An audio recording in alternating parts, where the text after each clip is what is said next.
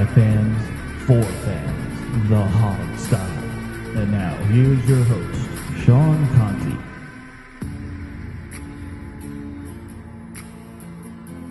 Welcome back to the Hogstye. It's the pregame show presented to you by TicketClub.com. Big game this week against Matt Ryan and the Atlanta Falcons at home at 1 o'clock on Sunday.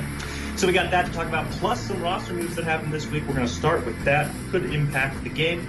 Jamal Forrest, Alex Zeese, and Steve Thomas are all here tonight. And my name's Sean, by the way. I always forget to say that. How are you gentlemen doing tonight, Steve, Alex, and Jamal? I'm still binging on Halloween candy. We're recording this on Halloween night. That's right. So I've eaten, several bags at this point, sitting here studying the Atlanta Falcons. I have several bags because somehow we had 0 trick-or-treaters for the first time ever. So it's actually crazy because we had 0 trick-or-treaters today too, but then I realized our porch light isn't on, so that makes a huge difference, and I'm very thankful.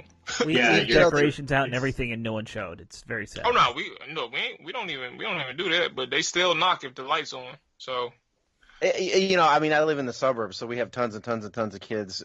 Alex, I know you live in the city. And yeah, Sean, but usually in the city, since you're in row homes, you get a bunch of kids because they know it's a rapid fire. But and for me, I bought like $50 worth of candy, not knowing it was going to rain. Because it's rained down here in South Texas, so that just collapsed the customer base. And so the kids that came were told to take handfuls. Because I got to get rid of it. Those are some hardcore kids, too. I like those kids. Yeah, hardcore, man. They were walking around in the rain. You got to give them props for that. Candy getting in the rain, yeah. In my day, it was uphill in the snow. Right. Both ways. Well, Jamal's like, we're the same age. What the hell are you talking I about? don't drink, but I think the smart thing to do, if you could afford it, would just be to hand free drinks out to the parents at every house. I know of people who do that now. Sorry That's for a your thing. inconvenience. Yeah. That is a thing that some parents do now. Of course, you do enough of those. That'll get me out of Halloween. I don't even have kids, nor am I a parent. You do enough drinks, you might not make it back home. That's the problem. Yes. That'll be a good night. All right, well, let's hope that keep our fingers crossed that this weekend is not a Halloween horror show like tonight may be. Let's get into the game discussion, but before we do that, we had some roster moves. Clinton Dix, safety, is now a Redskin. This could potentially impact the game. So I guess first, let's just get general thoughts on his addition to the team. How are you guys feeling? First of all, I'd like to, before anyone gets started, I think we need to say his real name. Yeah. Oh, good luck. I forget what it is. Isn't it hard to say? That's why he's called Ha. Yeah. And my screen just froze up. I had it right in front of me, and now I can't see it. Oh, here we go. His name is Hashan Trashawn Clinton Dix. Yes. So that's the one and only time you'll ever hear us say his name. HTCD. Look, I'm willing to give up a 4th-round pick for a starter any day. Yeah. Me too. Any day. Now, I think he's a true free safety. He's rangy. He's a pro's pro in that regard. This is not some rookie. He's a true free safety, and that's going to allow DJ, to forever be the strong safety, because last year at least we saw DJ playing free safety out of necessity. Now I wouldn't be, and I know everybody's super excited about him. And he, he's got a lot of gifts. He's from Alabama, all that. To be fair, because we have to be fair on the show, I watched some of his film from this year. I didn't have time to go back to last year or anything. He's having a good year this year. Well, if you watch, there are times when he gets lazy. There are times when he misses tackles. There are times that it looks like he's just utterly disinterested, in the game. Yeah. Now, I don't know if that was because he knew he was leaving Green Bay, wasn't happy. It's been a storyline his whole career. Yeah, I don't know if that was a permanent state of affairs, because, again, I just watched just this year, and he said all the right things in the presser on Wednesday afternoon. So I don't know if I hate to – I don't want to burst anybody's bubble, but there's that issue with him. No, I think I heard all the same things, Steve. I heard he was, he has an issue with being inconsistent. He's had ups and downs in his career. This year, playing quite well, almost back to his Pro Bowl level, and I think he's graded out as the number 2 guy at that position right now. Yeah, right behind a guy who's already on the roster who's okay, but that's PFF, and we know PFF grades are fraudulent. So. Yes. But the point still stands. He's a very highly ranked guy for this position. They ranked number 1 and 2 in interceptions at safety, I believe. So there's a non-PFF stat for you that matters quite a bit when it comes to safety play. Turnovers matter. So, Steve, can I ask you if this is just contract-wise, why would he be released by Green Bay at this point? I think some people might be wondering why. Well, he wasn't. I mean, he was. See, Clinton Dix was on the option year of his rookie contract. He was a first-round pick. I didn't know it was the option year. Yeah, it was the option year. Green Bay took the option year, meaning they didn't give him an extension, and so by trading him, he was going to walk. I mean, everybody knew he was going to walk from Green Bay. He wasn't happy. They weren't happy with him. I mean, if this guy was an All-Pro this year, they wouldn't have traded him, okay? And I think this, if I'm seeing, little dumb me is seeing what I saw on film in like an hour, that I spent on him on, last night in the middle of the night. If I see it, they saw it, obviously. Sure. Well, just to throw out there too, and you're the expert here, but it would be a compensatory pick or something, right? If he walked at the end of the year, whereas this, they're securing at least. Yeah, a better pick. It basically gets them that pick a year early is what it is. Getting it in 2019 versus 2020. Well, and it's also the guaranteed 4th rounder. They don't know what kind of contract you get. True. You're always risking it's like a 6th rounder or something. Right. Which is one. Everyone keeps talking about the Redskins are going to get all these comp picks. I'm like, you don't know what they're going to be. Stop getting as excited as you are. I think we have a good idea of it. I mean, they're going to get a 3rd rounder for sure. Probably. Not probably. It's 100% guaranteed they're going to get a 3rd because of Kirk Cousins. Kirk Cousins got an insane contract and walked on us. That will be a 3rd. They're going to get a 3rd, a 6th, a 7th at a minimum. But people were thinking they would get like 4ths for Breland, and you're probably not going to because of his contract. Did I not explain this? There's a max of – you can only get a max of 4 comp picks, okay? Right. And yes, we lost more than that. Breland didn't count. Breland left too late. But we had enough people lose compared to who we signed to we are going to get 4 comp picks. It is going to be – the Cousins loss is going to be a 3rd rounder. The other 3 a little bit open for debate. One of them is going to be a 7th. The other 2 are going to be somewhere in between. But we will get a 3rd rounder for Cousins. Almost guaranteed. But I just – people seem to think we're going to get all high comp picks. That's my point. No. It might not materialize in much. Yeah. But we've ignored Jamal here. Jamal, I'm interested. Let's get back to Dix because we haven't heard what Jamal said about it Let's also just call him Clinton Dix, not Dix. Yeah, that's true. See, I knew somebody was going to make that joke. Well, you're the one who said let's get back to Dix. Yeah. Steve gave me a butt slap via text. Let's do it. Hey, look, let's do a redo. You want to re-enter? Okay, we'll start over. I'd like to hear Jamal's opinion on what he thinks about Sean. Well, I'm glad you asked me, sir. I have a response for that. But look, I kind of actually agree with basically the things that you were saying. I don't have much else to add about it because but I haven't seen him extensively. The hour that you've watched him is probably more than I've seen him. His focus on him this season. I can only go by people who know him. In terms of the reporters out there, I can only go by rankings and I can only go by statistics in terms of the type of guy that he was this year and where he ranks amongst safeties. However. Personally, from my eyes, just watching him over the years, the type of guy that he is, he's definitely a true safety. He can help alleviate the responsibilities of either DJ Swearinger or Monte Nicholson. Who knows what he'll be able to play, but I'm sure with HaHa on the field, he'll be able to play deeper and allow DJ to play a little bit closer to or in the box. And let him do that. The thing is, though, DJ has and the 2 or 3 interceptions that he's had this year. Well, not 2 or 3. No. I know how many he's had. I'm saying there was 2 or 3 that were actually downfield. One of them actually didn't count. I think that was one against the Cowboys. The one that was out of bounds on. Yeah, he's had a couple really deep plays. And I'm saying that to say that he has the range and he showed that he's capable of playing there. But it just depends like how everything's gonna work. But at the end of the day, when you have and people keep saying like this is a knock on Monte, it's not a knock on Monte at all. When you can add to a strength, that makes that strength even. I mean, it makes it even better. And Monte is somebody who can be used as a weapon, the same way that the other two can be used as a weapon. And like I said, I gave my assumption on what they'll be able to do. However, when you're able to use all three of these, I just can't wait to find out how they do it. And that's in a good way, not in a sense of I don't know how they'll do it because I don't think it can work. It's more so I know it can because when you have three great safeties who can, or not great, but three versatile safeties that can do a lot of things for your defense, it changes the dynamic of what you can do and how you can defend greater offenses, such as in Atlanta. I think it's too soon because I don't know if HaHa is going to be able to have much of an impact on this game per se, but down the road when you play better offenses, look at if we got Philly coming up. Something like that. Like it's gonna be very interesting to see how they use them, and to use all three of these safeties is gonna be fun to watch. And I think that's right. And one thing that kind of stands out to me when I was looking at some of HaHa Clinton Dix's highlights and stuff, especially going back to his Pro Bowl season, which was I believe 2016.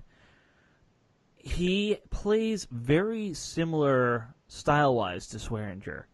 Both of these guys can hit really hard. They play with a lot of range. They're both kind of ball hawks. Not, what we're used to seeing back in the day when you'd have guys who'd get like 8 picks in a season, ball hawks. But, for modern NFL standards, they get a good number of turnovers. I think that these are two guys who play a very similar game. And it's the kind of game I like seeing at safety. I don't like these, hey, you're a strong safety, get in the box and just run down the run game kind of guys. I like that's what cover three is. I agree. I just like three safeties. Yeah. You don't have to be defined as a safety, especially in this defense. Yeah, they can both alternate. They can both play deep. Well, in terms of when it was Monte and DJ, they both could play deep and both can play up close. So yeah, I agree. I think we're going to see, though. I mean, the Redskins tend to be in a cover three a little bit more than most. They are in a cover two sometimes, and sometimes they do a mix. Of man and cover two on the other side. That kind of thing. If you look at Swearinger's interception last week, that was clearly a man play. Yeah, fair enough. Well, let's shift this, if we can, back a little bit more to the Falcons specifically, because we've been talking a little bit about HaHa, but how might he actually make an impact in this game? And I'm thinking big time about Julio Jones and Matt Ryan, both of which are having stellar years, on track for some of their best ever. It's going to be a huge test for the two of us. What are we going to do? And specifically, is HaHa going to help over the top on those deep passing balls? Personally, I don't know. Well, specifically this week again, and he actually spoke to it. It's kind of hard to say that he'll have necessarily a great impact on this defense in terms of because it's hard to know your responsibilities after a week or not even a full week because he got traded yesterday. So, like he even said, he may just have to be limited to special teams just 1 week. And he said he's willing to do that. And I mean, obviously, so if you want to get on the field, that's what you got to do. He'll play special teams this week. I mean, obviously they'll use him like in key situations on third down. Like, look, this is what we need you to do. They may explain to him in the huddle, this is what you need to do. They may even tell him pre-snap, this is what you got. Especially if DJ's on the field with him. So, right. If there was a responsibility in terms of guarding Julio Jones, is more so it'll be explained to him, but I don't think he'll be the major factor. It'll probably be Monte and DJ playing more of a significant role, and I feel like if we're talking about just coverages like that, definitely it'll definitely have some type of bracket coverage or maybe just essentially a double team all day, making Muhammad and Calvin really beat you or have to beat you. But personally, I will force them to run on us and try and shut the passing game down all day. You play soft, make them throw short. Don't let them get past you deep, or you may play bump around. I don't know, but either way, you don't let them get past you deep. You make sure they run the ball. They want to run the ball. If you can stop them with your 4-man front, then it works out well. Yeah, absolutely. I couldn't agree more with Jamal's sentiment there about forcing them to run, trying to beat them in that run game, because it's going to be quite difficult to eliminate Julio Jones. I'll make this point. He's got 0 touchdowns this year, but he's on pace for a ridiculous record-breaking year in terms of total yards. So they're moving the balls a lot with him. It's just that when they get down to the red zone, you might need to start looking elsewhere. But highly productive with Julio Jones. He's going to tear us up if we can't do something with the safeties. Yeah, I mean, listen, the Atlanta Falcons are a passing team, okay? Yeah. They're a terrible rushing team. They lost Devontae Freeman to injury earlier in the year. Tevin Coleman has had his moments. He had a 100-yard game against the Carolina Panthers, but he did okay against the Giants. He had 55 yards on 11 carries, I think it was. So he's had his moments. But it's passing. Right. Passing. Julio Jones. It's not just Julio Jones either, by the way. I mean, and he's second in the NFL in yardage in only 7 games. Mm-hmm. 12 games already. As per attempt, or catch, rather. It's just insane the amount of yards that they're putting up. I just like to go back to Dix real quick. I said it again. Ooh. Back to real quick, because I'm not sure I totally agree that that they're not going to use him as much this week. I mean, defense isn't rocket science.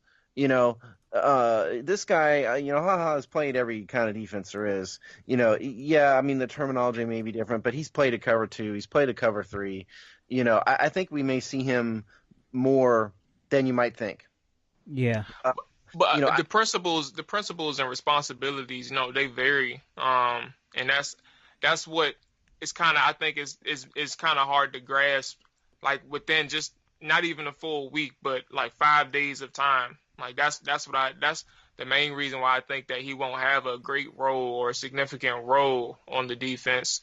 But I mean, I'm not saying he won't play, but just more so, I don't think he'll be the 80% snap guy. Oh, I no. may be wrong, but I can see him playing like around 40% or 30%, but just not more than 50, really. Yeah, I didn't mean to say he's going to be an 80% snap guy. No, but I think he's going to be out there on defense. That's my point. He's going to have a full week of practice. So, I mean, I think he's going to be out there playing. Well, and he's even said in these press conferences he's going to do whatever he can to get on the field. He was talking about playing special teams, anything he can to help this week. That kind of mentality. We have a huge injury list as it is. Let's not put him on the injury list too. Well, if we have a huge injury list, maybe we need him on special teams then. Well, that may be true. Real quick, since we're talking Falcons offense, the accumulating stats for the Falcons are all messed up because they've only played 7 games.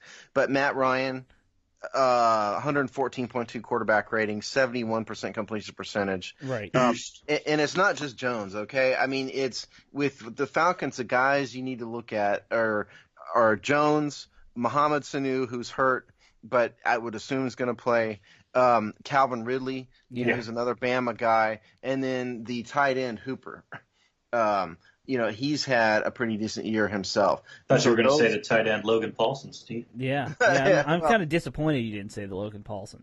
Yeah, I'm not too worried that Logan's going to go crazy on us. He wants revenge for us, making him have a career.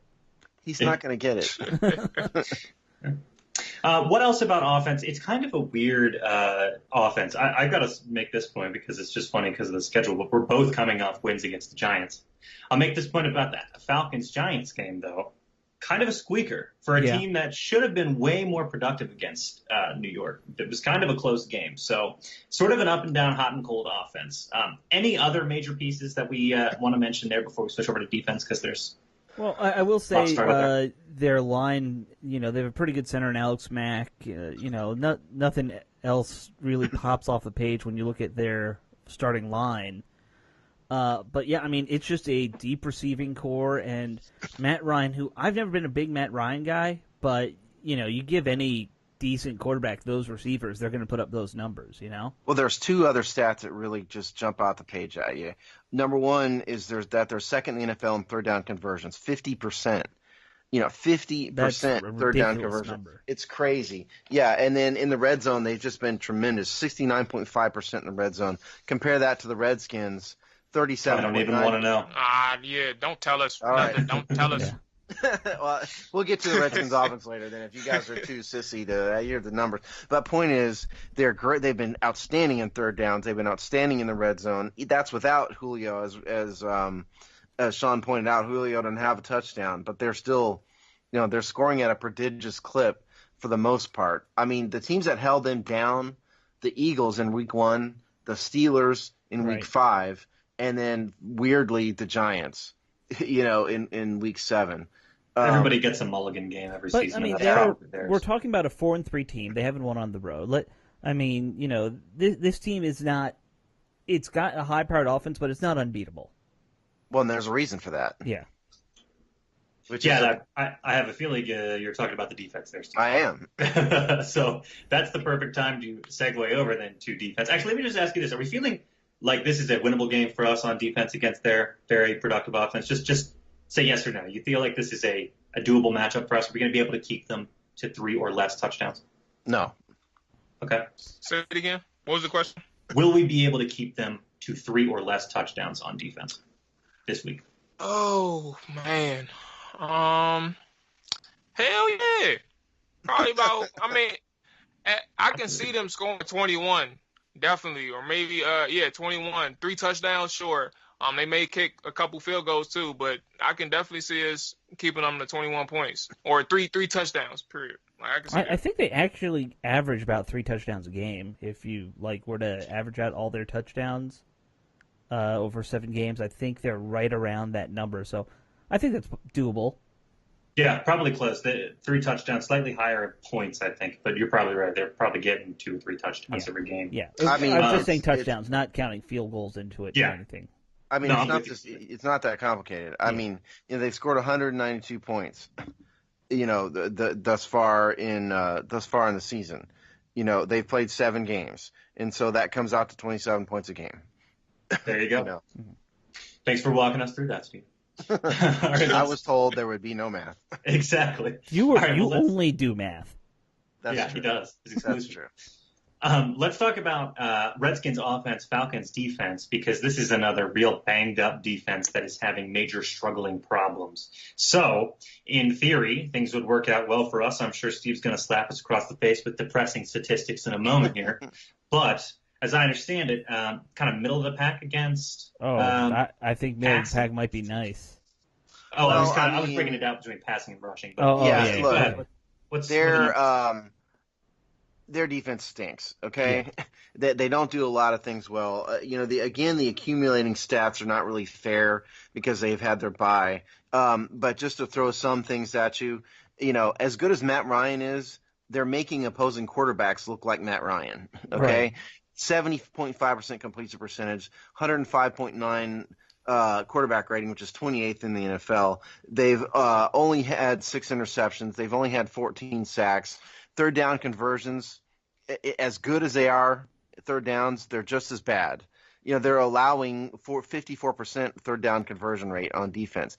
Red zone percentage, insanely bad in the red zone. 71.9% in the red zone, which is 29th in the NFL. This team, for those of you who are old enough, and I don't know if any of you are, out there listening you are, on the show you're not. This team is the early 1980s San Diego Chargers. That is a reference no one's going to appreciate, Steve. It's Dan Fouts. It's the Dan Fouts Chargers, okay? Right. Dan Fouts, Kellen Winslow, all those guys. Dan Fouts was amazing. He was a Hall of Fame quarterback, tons of talent. They were in a shootout every single week because their defense is terrible, horrible, and that's what Atlanta is. The problem is, Jamal said it best early. You cannot get into a shootout with this team. The 2018 Redskins cannot get in a shootout with this team because we will lose. We do not have the capability to be – we have not proven we can do that. So what I think you do against the Atlanta Falcons, ball control. Keep the ball – we've been outstanding in time of possession this year, second in the NFL time of possession. The Redskins are. Mm-hmm. Ball control. Keep the ball in the Redskins' hand. Grind it out. Force long possessions.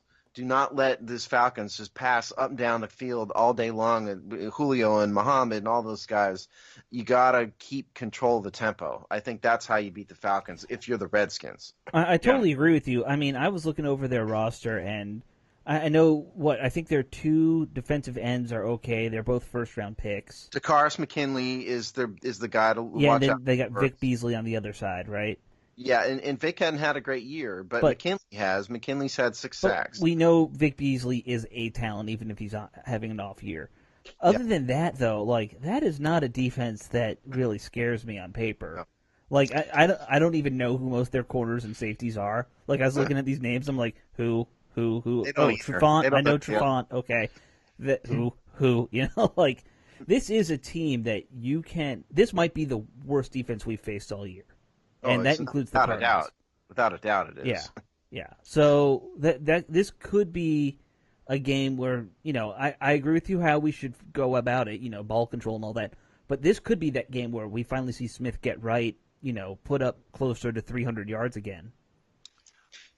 I would agree completely. And I mean, I would just add on to all of this that you want to control the clock, you want to have the ball for long drives, you want to keep it out of their hands, and like Steve said, you don't want it to be a shootout, but it very well may become that. The necessity for a shootout very well could arise. I think we all said they're probably going to at least score 3 touchdowns. They're averaging 27, Steve said. So You've got to freaking score this week. This week is not like the last 2 where you can sit around and just do barely enough on offense and just hope you can hold on barely till the end.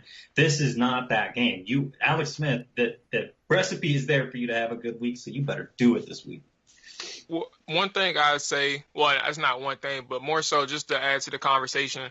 Now, the defense as it stands, yes, it's not good at all. It's just important to note that those pieces that they missed, those starters, they were the reason why they were very good last year and why they started off decent this year. Before they got nicked in the first 2 games or something like that. Sure. But it's a speed defense, and they're physical at the same time in the back end. And they have a defensive line that's not necessarily strong per se, however, but they are solid pass rushers, and that's what helped them. They had a solid pass rush, and they were speedy in the back end.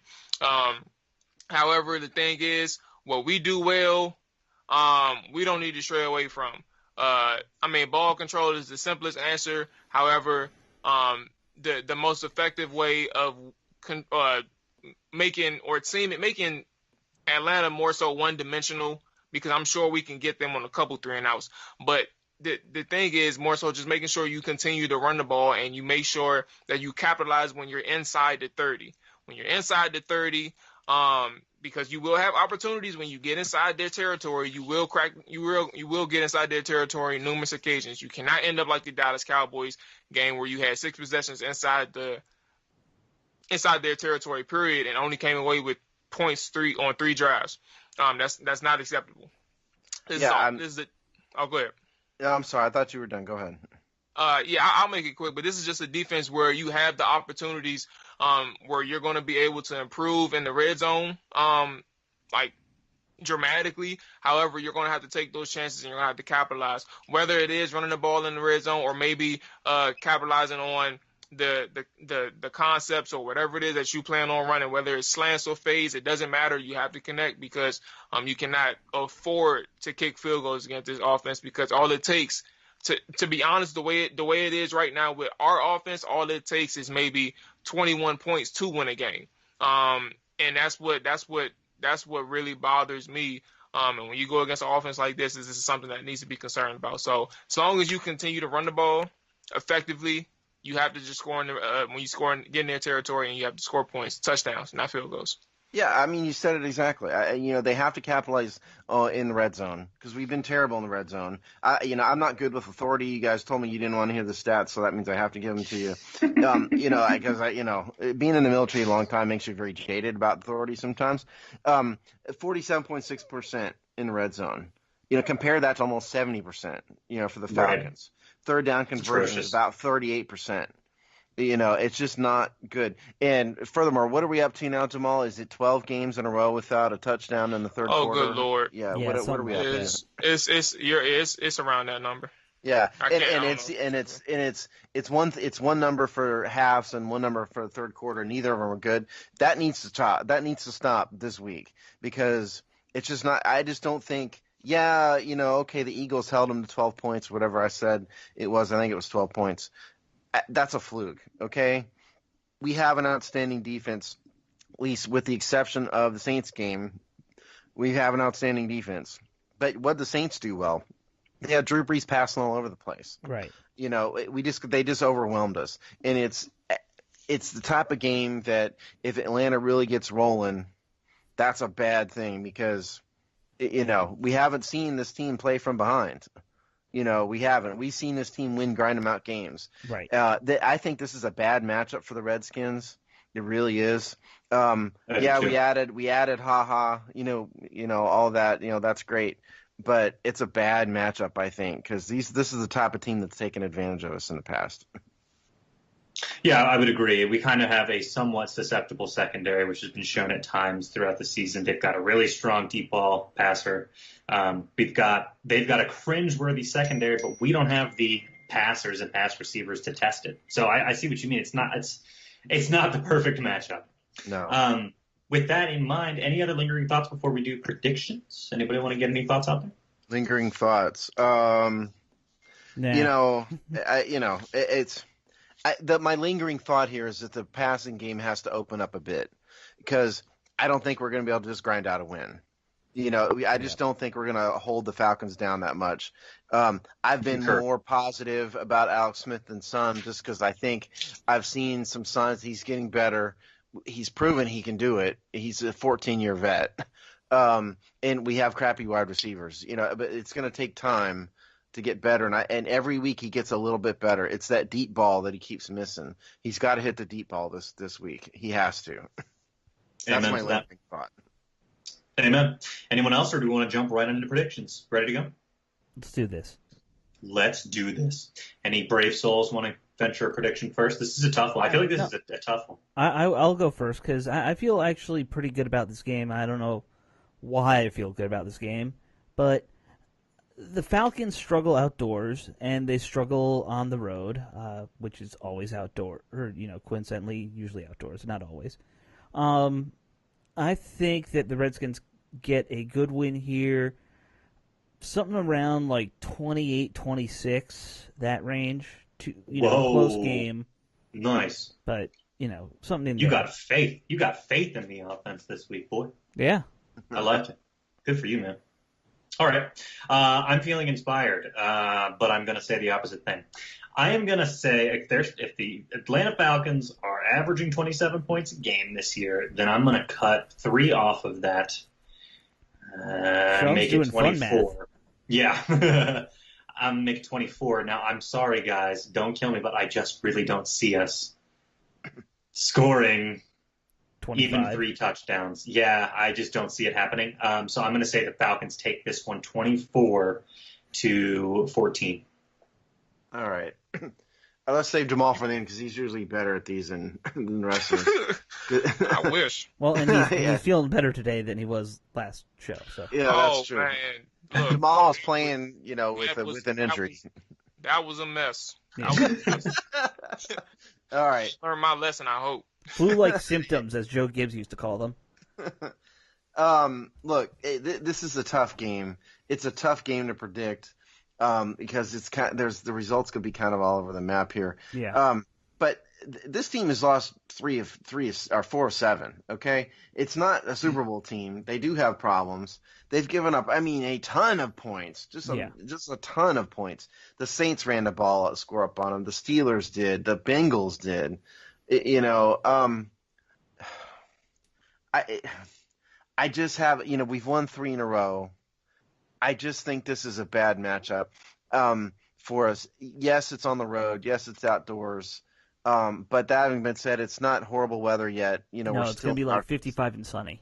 Yeah, so I think that at the end of the day, the Atlanta offense is just going to be a bit too much for us. So I'm seeing something like 31-24. Hope I'm wrong, but that's what I see. Okay. 31-24 Falcons. All right. Well, let's go ahead and get the last one out the way then. I think here's the one thing that I'll be quick with it. I really like our defense. And I've said this. I don't know how long I've said it on Twitter. It has to be over a year. Even last year, I've said it. And injuries just kind of made my prediction look terrible, and people thought this defense was never going to change. But look, 7 weeks in, this defense has not gotten injured to a significant degree, thank God. And that helps us out in a long way. And my whole point of saying that is this defense has always had the potential to be legit. Mm-hmm. And to this point, it has shown how capable they are and how high that ceiling can be. It's a top 5 defense right now. They have a big test in a prolific passing offense. The run game is, without Devontae Freeman, is something else. I can't necessarily call it, but you have another statement game against another prolific offense, in its own right. And this is an opportunity to make up for a game in which you kind of got demolished on the road against a Saints game. They'll have the motivation. That's all they need. That's all the motivation they need. And with that being said, the elite defense that they think they have, and I think they have a very good defense, it will show up on Sunday. Not saying that they'll keep them to 10 points or 13 points. However, 23 points, if you keep them to 23 points, that's a winnable game. And I think the Redskins win it probably by a point, 24-23. I don't know how maybe they get the last second field goal. I don't know. However, 24-23, Redskins improve to 6-2.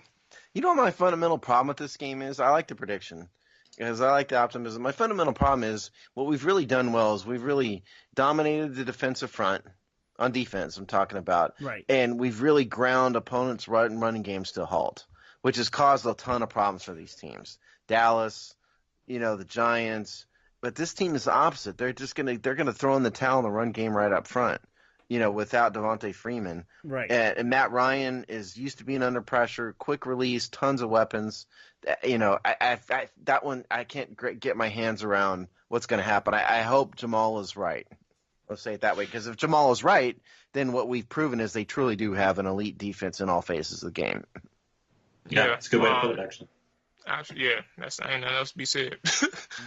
Well done. All right, well, we can cut it off there then. Obviously, we have previews in written form coming up on the website, but otherwise, we will see you all next time to wrap up the Falcons game. We'll see you then.